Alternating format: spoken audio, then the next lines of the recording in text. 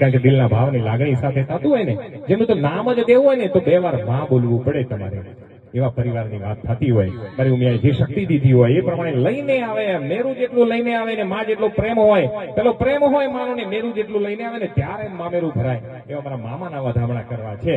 કારણ કે આપણી સંસ્કૃતિમાં એવું લખ્યું છે બાપ, તમે કદાચ સાંભળી ન સાંભળી, મારું વાંચન છે ને હું ગર્ભિત ઈશારા તરીકે કહીશ કે હું સાચો છું.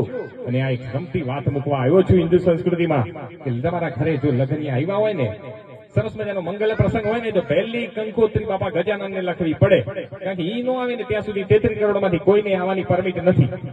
બીજી કંકોત્રી લક્ષ્મી નારાયણને લખવી પડે, કારણ કે એના સિવાય કોઈ મંગલ કાર્ય થાય નહીં.